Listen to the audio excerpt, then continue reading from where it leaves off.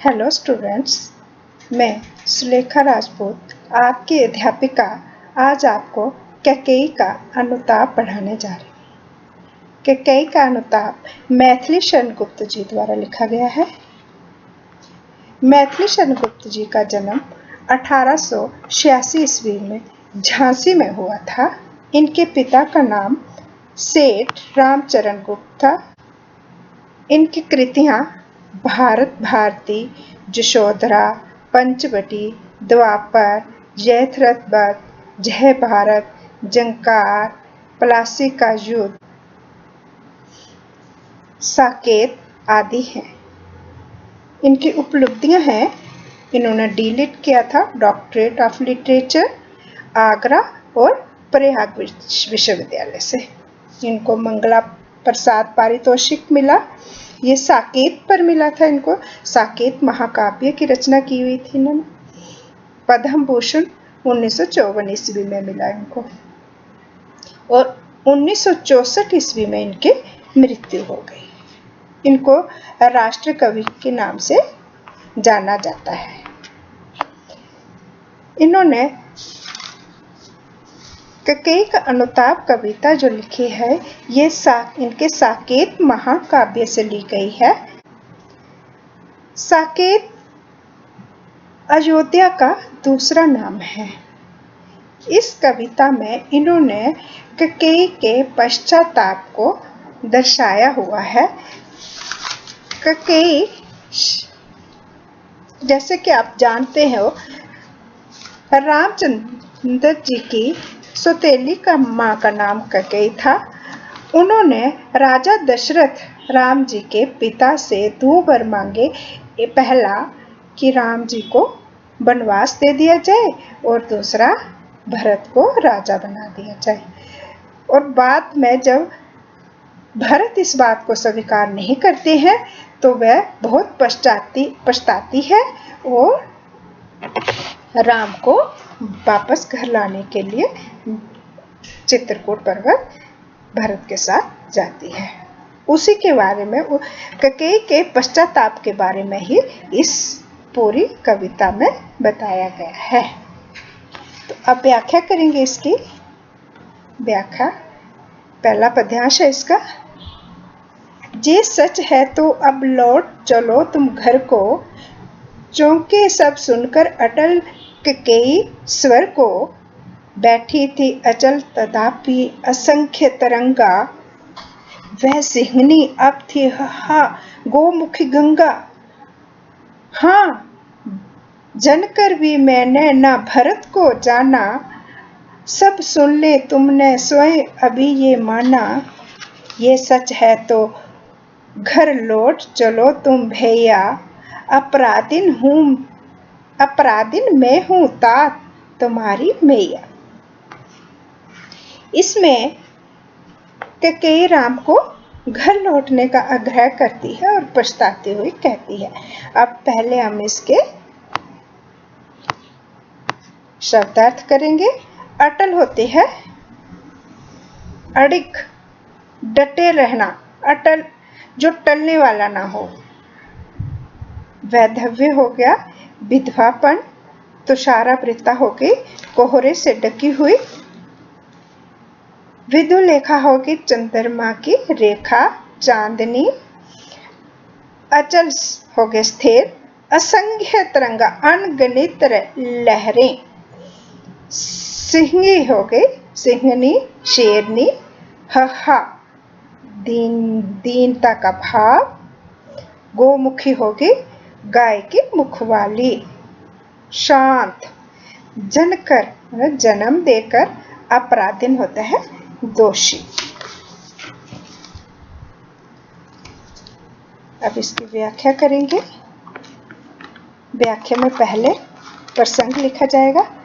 प्रसंग में लिखेंगे, प्रस्तुत पंक्तियां हमारी हिंदी पाठ्य पुस्तक नव भारती में राष्ट्र कवि मैथिली शरण गुप्त द्वारा रचित साकेत महाकाव्य की कविता कैकेयी का अनुताप से ली गई है। इस कविता में जब रानी कैकेयी राम के लिए वनवास वह भरत के लिए राज्य मांगती है, पर इस बात को भरत स्वीकार न करते हुए राम को वापस घर लाने के लिए चित्रकूट पर्वत पर जाते हैं। उनके साथ बहुत सारे अयोध्यावासी और कैकेयी भी जाती है। राम जी भरत का आग्रह सुनकर उसकी प्रशंसा करते हुए कहते हैं कि हे भरत, तुम इतने महान हो कि तुम्हें जन्म देने वाली तुम्हारी माँ भी समझ नहीं सकी। राम के इन वचनों को सुनकर कैकेयी पश्चाताप करती हुई राम को वापस घर लौटने के लिए कहती है। कैकेयी कहती है, ये सच है तो अब लौट चलो तुम घर को। ये सच है तो अब तुम लौट चलो घर को। कैकेयी राम से कहती है कि राम, अभी अभी तुमने ये कहा है कि मैंने भरत को जन्म देकर भी उसे पहचानने में गलती की है। मैं भरत को जन्म तो दिया, लेकिन मैं उसको पहचान नहीं पाई। अगर ये बात तुम सोचते हो कि ये सच है, तो तुम अब घर वापस लौट चलो, अयोध्या वापस लौट चलो। कैकेयी का चौंके सब सुनकर अटल कैकेयीश्वर को, कैकेयी के इस दृढ़ वचन को, दृढ़ वाणी को सुनकर सब चौंक गए, तो सब हैरान रह गए। सबने रानी की ओर अचानक देखा। हैरान होकर सब मुड़कर रानी की ओर देखने लगे। वैदव्य तुषारावृता यथा विदुलेखा बैठी थी अचल तथापि असंख्य तरंग, वह सिंही अब थी हा गोमुखी गंगा। सब अचानक रानी की ओर देख रहे हैं कि ये वही रानी है जिसने रामचंद्र जी को वनवास भेजा था, और वही रानी अब राम को वापस चलने के लिए कह रही है। हैरान थे सब। वैदव्य तुषारावृता यथा विदुलेखा, वह रानी विधवा के सफेद वस्त्रों में, श्वेत लिबास में ऐसी लग रही थी जैसे बर्फ से ढकी हुई चांदनी हो, जैसे चांदनी को बर्फ ने ढक लिया हो। बर्फ की चादर जो है वो चांदनी पर फैला दी हो, जब बर्फ पर चांदनी ने अपनी चादर उड़ा दी हो। बैठी थी अचल तथापि असंख्य तरंगा, रानी उस समय शांत बैठी हुई दिख रही थी। बाहर से तो वो शांत थी, लेकिन उसके हृदय में अनेक प्रकार की लहरें उठ रही थी, अनेक प्रकार के भाव उठ रहे थे। वैसी ही अब थी हा गोमुखी गंगा, वह रानी जो शेरनी की भांति दहाड़ती थी, सिंहने की भांति गरजती थी, वो आज वहां एकदम गोमुखी गंगा की भांति शांत बैठी हुई थी। और शांत बैठी बैठी कह रही है, हाँ, जनकर भी मैंने नहीं भरत को जाना, सब सुन ले स्वयं तुमने स्वयं अभी ये माना। क्या कहती है कि हाँ, सभी सभा, जितने भी सभा यहाँ बैठी हुई है, सारे सुन ले कि मैंने भरत को जन्म तो दिया, लेकिन मैं उसको पहचानने में भूल कर गई। मैं उसको पहचान नहीं पाई हूँ। सब सुन ले, जो सभी सुन लो, और अभी अभी तुमने भी इस बात को मानना है। ये सच है तो फिर लौट चलो घर भैया, अपराधिन मैं हूँ तात तुम्हारी मैया। अगर इस बात को तुम सच मानते हो तो तुम घर वापस लौट चलो। हे पुत्र, मैं तुम्हारी माँ ही तुम्हारी अपराधिन हूँ। ये समझ आया होगा आपको। ये पहला पद्यांश था। इसका दूसरा पद्यांश करेंगे हम। दुर्बलता का ही चिन्ह विशेष शपथ है, पर अबला जन के लिए कौन सा पथ है। दुर्बलता का चिन्ह विशेष शपथ है, पर अबला जन के लिए कौन सा पथ है। यदि मैं उकसाई गई बरत से हूँ, यदि मैं उकसाई गई भरत से हूँ, तो पति समान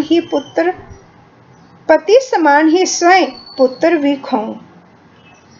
ठहरो मत रोको मुझे, कहूँ सो सुन लो, पाओ यदि उसमें सा, उसे सब चुन लो। करके पहाड़ सा पाप मौन रह जाऊं, राई भर भी अनुताप न करने पाऊं। इसमें भी कैकेयी का पछतावा दिखाया हुआ है। इस पहले शब्दार्थ करेंगे। दुर्लभता होती है कमजोरी, चिन्ह होता है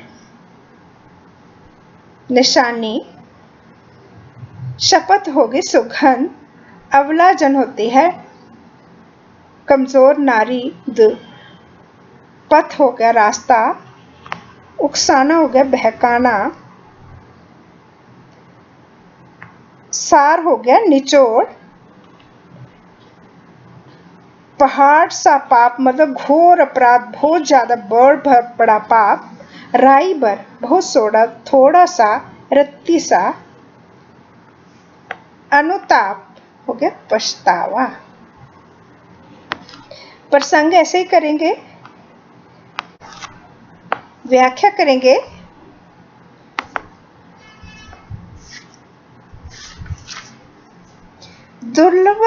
दुर्लभता का चिन्ह विशेष शपथ है। रानी आत्मग्लानि से और पश्चाताप से पीड़ित स्वर में कहती है कि दुर्बलता का चिन्ह विशेष शपथ है कि मैं जानती हूं कि सुगंध खाना कमजोरी की निशानी है। अबला नारियों के लिए अपनी बात को सच साबित करने के लिए इसके अतिरिक्त कोई भी मार्ग नहीं है, कोई भी रास्ता नहीं है। क्यों क्या कहती हैं कैकेयी कि मैं जानती हूं कि सुगंध खाना एक कमजोरी की निशानी है, लेकिन अबला नारी जो अपनी बात को सिद्ध नहीं कर सकती, अपनी सच्चाई को सिद्ध नहीं कर सकती, तो उसको सुगंध खाने के सिवा कोई भी रास्ता दिखाई नहीं देता है।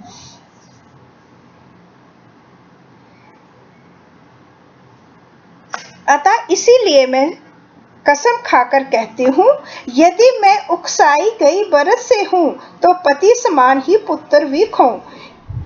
कि मैं कसम खाकर, मैं जानती हूँ कसम खाना कमजोरी की निशानी है, मैं कमजोर नहीं थी, लेकिन फिर भी मैं कसम खाकर कहती हूँ कि अगर भरत ने मुझे तुम्हें वनवास भेजने के लिए उकसाया हो, तो जिस प्रकार मैंने अपने पति को खोया है, उसी प्रकार एकमात्र पुत्र भरत को भी खो दूं, अतः पुत्रहीन हो जाऊं।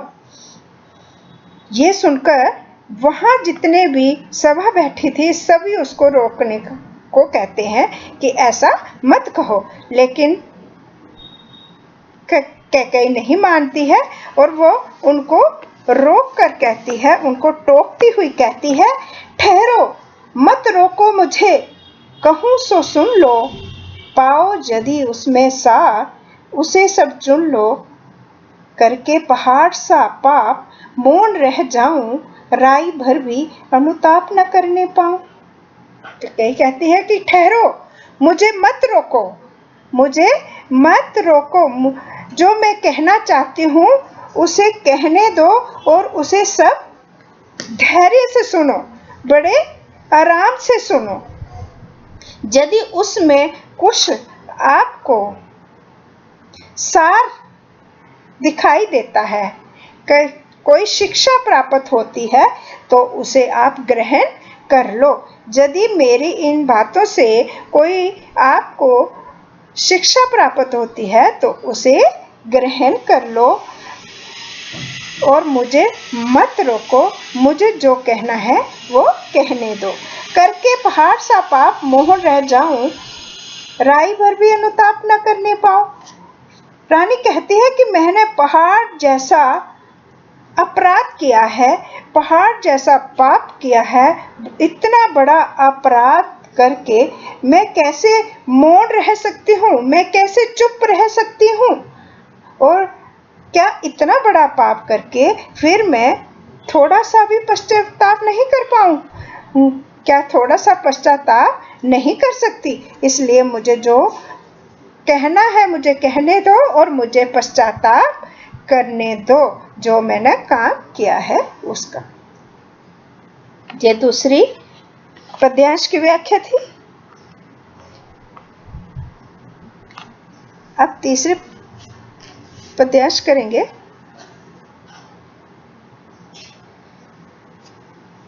थी सनक्षत्र शशि निशा ओस टपकाती, रोती थी नीरव सभा हृदय थपकाती, उल्का सी रानी दिशा दीप्त करती थी, सब में भय विस्मय और खेद भरती थी। नक्षत्र शशि निशा ओस टपकाती, रोती थी नीरव सभा हृदय थपकाती, उल्का सी रानी दिशा दीप्त करती थी, सब में भय विस्मय और खेद भरती थी। शब्दार्थ करेंगे। नक्षत्र हुई तारों के सहित, शशि निशा हुई चांदनी रात, नीरव शांत, उल्का टूटकर गिरने वाला तारा, दीप्त प्रकाशित। प्रसंग वैसे ही लिखेंगे जैसे आपने पहली दो का लिखा। अब इसकी व्याख्या करेंगे। व्याख्या में है कि थी सनक्षत्र शशि निशा ओस टपकाती, रोती थी नीरव सभा हृदय थपकाती। कवि कहते हैं कि रानी के पश्चाताप को सुनकर, उसकी मनोदशा को देखकर वहां एक सन्नाटा सा छा गया था। रात का समय था, ऐसा लग रहा था जैसे खामोश रात्रि अपने नक्षत्रों सहित, चांदनी रात अपने नक्षत्रों सहित ओस रूपी आंसू टपका रही है। जो ओस पड़ रही है, ऐसा लगता था कि चांदनी रात जो है अपने नक्षत्रों के साथ सारे मिलकर, चांद भी, रात भी और नक्षत्र भी ओस रूपी आंसू टपका रहे हैं रानी के पश्चाताप को सुनकर। रोती थी नीरव सभा हृदय थपकाती, और जितने भी सभा वहां पर जितने भी लोग उस सभा में बैठे हुए थे, सारे बाहर से शांत थे, पर अपने उनका हृदय रो रहा था, बिना आवाज किए उनका हृदय रो रहा था। वो कैकेयी के पश्चाताप को देखकर दुखी हो रहे थे। उल्का सी रानी दिशा दीप्त करती थी।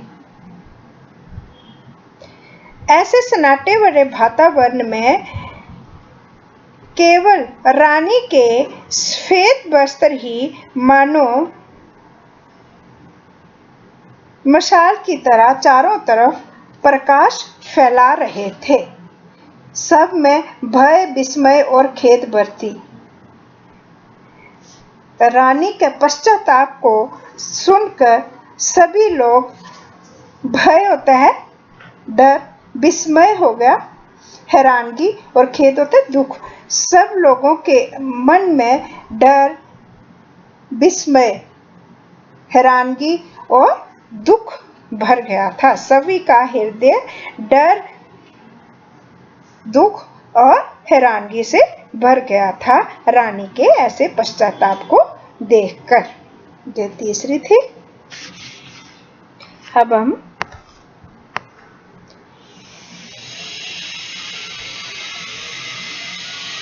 चौथी व्याख्या करेंगे।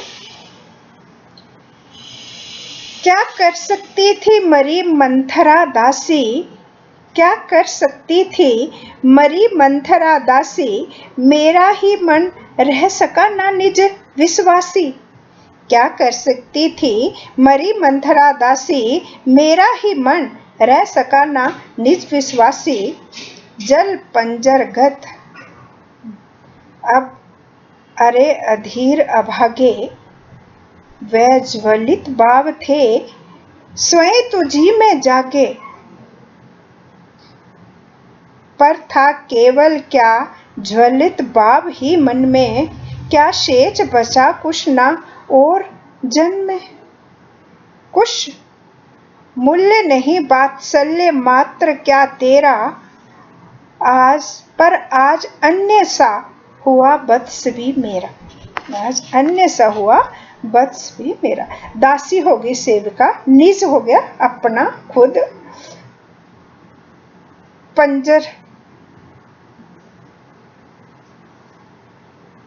पंजर घात हो गया शरीर रूपी पिंजरा। अधीर हुआ धैर्य ना रखना, अधीर होना। वात्सल्य ममता, जो संतान से प्रेम का भाव। वत्स होता है पुत्र। प्रसंग बिल्कुल वैसे ही लिखेंगे, व्याख्या करेंगे इसमें।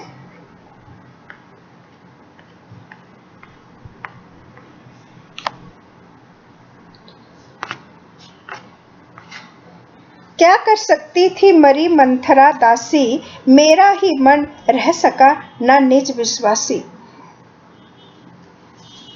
कहती है कि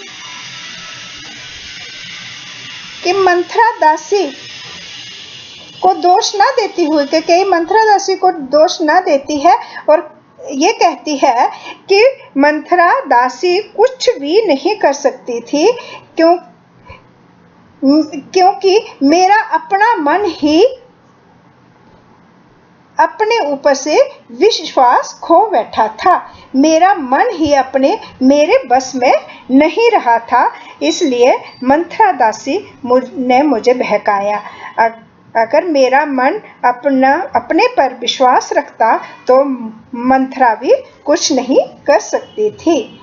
मेरा ही मन रह सका ना निज विश्वासी, मेरा अपने मन में ही विश्वास ना हो सका। फिर कहती है जल पंजर गाहत अब अरे अधीर अभागे, वे ज्वलित भाव थे स्वयं तुझी में जागे।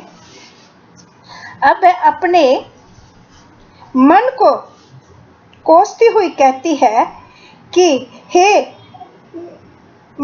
मन, अब तू अधीर क्यों होता है, अब क्यों धैर्य खो रहा है, अब क्यों इतना विचलित हो रहा है, तो इतना अभागा है कि वो ईर्ष्या ज्वलित भाव हुए, ईर्ष्या भरे भाव, वो ईर्ष्या भरे भाव तो तुझी में उत्पन्न हुए थे, वो ईर्ष्या भरे भाव तो तुझी में पैदा हुए थे। अब तू इस शरीर रूपी पिंजरे में रह और यहाँ ही सड़ता रह, जलता रह। पंजर घात अब अरे अधीर अभागे, तो इतना अभागा है कि तू अब इसी शरीर में रहकर जलता रहेगा, क्योंकि वो ईर्ष्या भरे भाव तेरे अंदर ही पैदा हुए थे। फिर आगे क्या कहती है वो, पर था केवल क्या ज्वलित भाव ही मन में, क्या शेष बचा था कुछ और इस जन्म में। स्वयं से प्रश्न करती हुई कहती है कि क्या मेरे मन में वही ईर्ष्या भरे भाव ही उत्पन्न होने थे, क्या और इस संसार में कुछ नहीं बचा था, जो मेरे मन में सिर्फ ईर्ष्या ही जागी और मेरे मन में कुछ नहीं आया। फिर आगे कहती है कुछ मूल्य नहीं वात्सल्य मात्र क्या तेरा, पर आज अन्य सा हुआ वत्स भी मेरा। कहती है कि क्या मेरे ममता का कोई भी मूल्य नहीं है, क्या मेरी ममता का, मेरे वात्सल्य का कोई भी मूल्य नहीं है, कोई कीमत नहीं है। आज मेरे इन कामों को देखकर, मेरे इन कर्मों को देखकर आज मेरा अपना पुत्र मुझसे पराया सा हो गया है, पराया हो गया है, अन्य सा हुआ पराया हो गया है, बत्स हुआ पुत्र। आज मेरा अपना पुत्र भी मुझसे पराया जैसा व्यवहार कर रहा है। इस तरह कैकेयी अपने आप को दोष देती हुई पछताती है। ये 4 व्याख्याएं हो गई। 5वें पद्यांश की व्याख्या करेंगे। थूके मुझ पर त्रैलोक्य भले ही थूके, थूके मुझ पर त्रैलोक्य भले ही थूके, जो कोई जो कह सके कहे क्यों चूके। थूके मुझ पर त्रैलोक्य भले ही थूके, जो कोई जो कह सके कहे क्यों चूके। छीने ना मात्र पद, छीने ना मात्र पद भरत का मुझसे, हे राम दुहाई करूं और क्या तुझसे। छीने ना मात्र पद भरत का मुझसे, हे राम दुहाई करूं और क्या तुझसे। कहते आए थे यही अविनर देही, माता न कुमाता, माता न कुमाता, पुत्र कुपुत्र भले ही। अब कहीं सभी ये हाय, अब कहीं सभी ये हाय, विरुद्ध विधाता है पुत्र सुपुत्र ही, है पुत्र सुपुत्र ही, रहे कुमाता माता। शब्द अर्थ करेंगे। त्रैलोक्य होकर तीनों लोक में आता है आकाश, पाताल और धरती। मात्र पद होगा माता का पद, दुहाई होती है दीनता पूर्ण की गई जाचना। दीनता पूर्ण मतलब बड़े दीन भाव से की गई जाचना। नरदेही हो गया मानव तन धारण करने वाला, जिसने मानव का तन धारण किया है, मानव शरीर धारण किया है। कुमाता होगी बुरी माता, कुपुत्र हुआ बुरा पुत्र, सुपुत्र हुआ अच्छा पुत्र।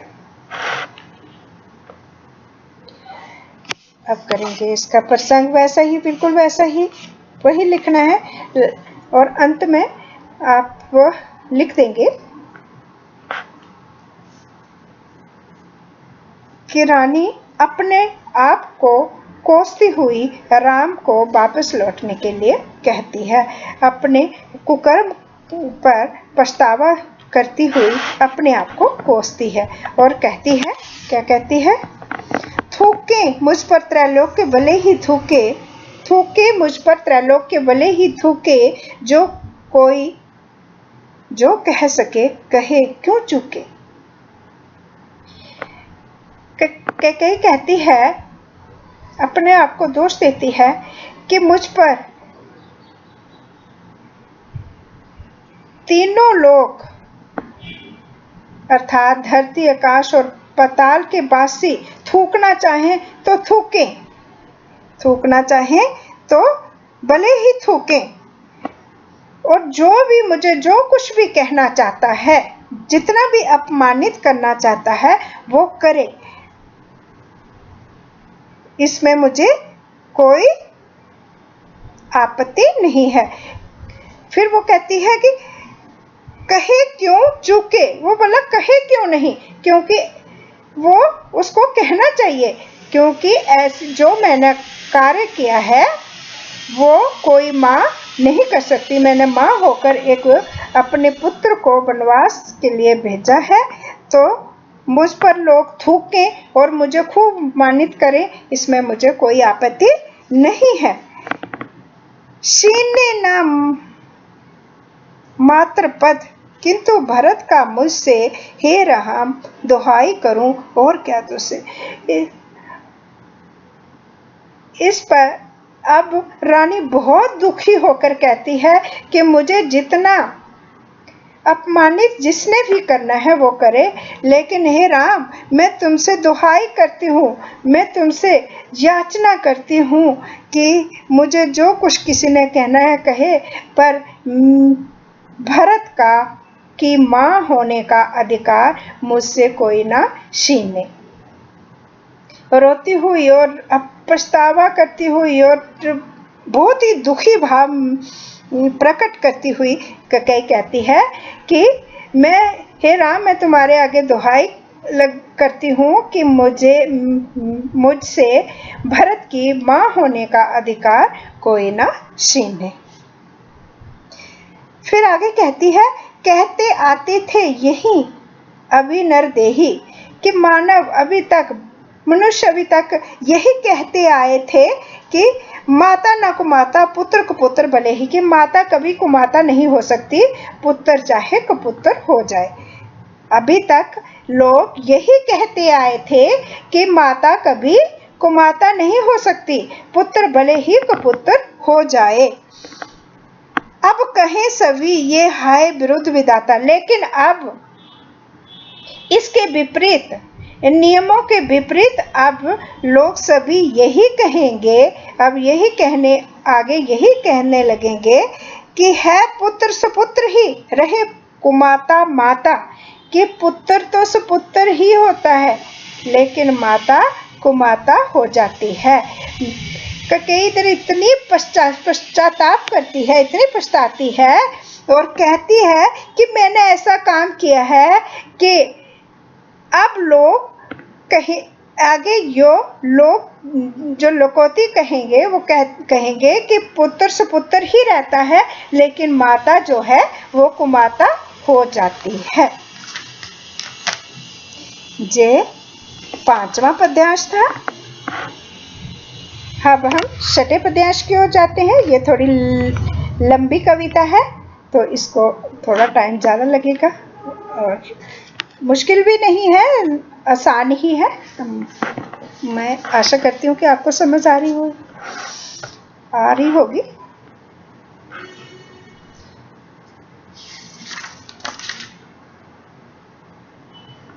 अब छठे पद्यांश की तरफ जाएंगे। छठे पद्यांश में है, बस मैंने इसका भार्य मात्र ही देखा, दृढ़ हृदय ना देखा, मृदुल मात्र ही देखा, परमार्थ न देखा, पूर्ण स्वार्थ ही साधा, इस कारण ही तो हाय आज ये बाधा। युग युग तक चलती रहे कठोर कहानी, रघुकुल में भी थी एक अभागिन रानी, निज जन्म जन्म में सुने जीव ये मेरा, निज जन्म जन्म में सुने जीव ये मेरा, धिक्कार उसे था महास्वार्थ ने घेरा। इसके शब्दार्थ भाग्य व्याख्या करेंगे। बस मैंने इसका भार्य मात्र ही देखा, दृढ़ हृदय ना देखा, मृदुल मात्र ही देखा। कैकेयी पश्चाताप की भावना से पीड़ित होती हुई पुनः कहती है, मैंने तो अपने पुत्र भरत के केवल बाहरी कोमल शरीर को ही देखा, भार्य मात्र ही देखा, दृढ़ हृदय ना देखा, मृदुल मात्र ही देखा। अर्थात भरत के हृदय में स्थित भातृ प्रेम, भाई के लिए प्रेम और सद्गुणों को मैं नहीं पहचान पाई। मैंने तो केवल अपना ही स्वार्थ देखा और उसे पूरा करने का प्रयास किया। परमार्थ न देखा, पूर्ण स्वार्थ ही साधा। परमात्मा दूसरों की भलाई के लिए कुछ भी नहीं सोचा, कुछ भी नहीं किया और अपने स्वार्थ को साधने में ही लग पड़ी। इसी कारण ही तो हाय आज ये बाधा। सिर्फ अपनी ही भलाई के विषय में सोचती रही, इसीलिए ये इतनी बड़ी रुकावट मेरे रास्ते में आई है, इतनी बड़ी संकट की घड़ी आज मुझे देखने को मिल रही है।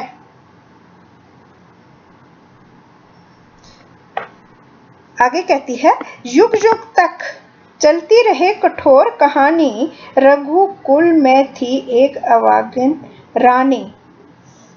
कहते हैं कि युगों युगों तक प्राणी ये कहानी सुनते रहेंगे कि रघुकुल में एक रानी इतनी अभागिन थी, बहुत ही अभागिन रानी थी एक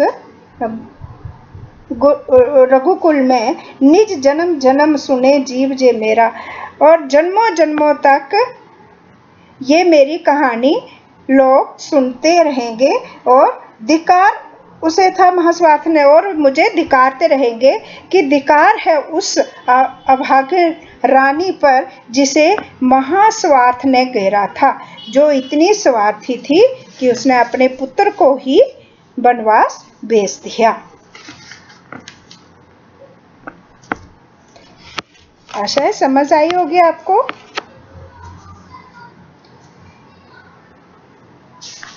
अब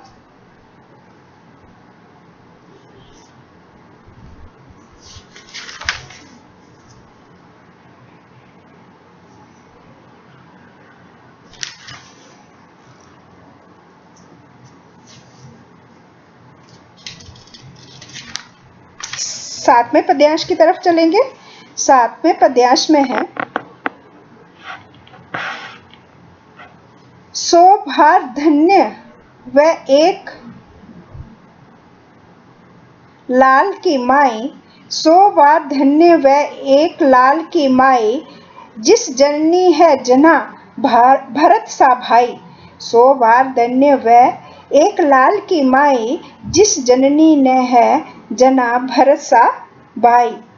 पागल सी प्रभु के साथ सवा चिल्लाई, पागल सी प्रभु के साथ सवा चिल्लाई, सो भार धन्य व एक लाल की माई। लाल होता है पुत्र, माई माता, जना होता है जन्म देना। प्रस्तुत पंक्ति हमारी प्रसंग वैसे लिखेंगे। व्याख्या है कि इस पर कहते हैं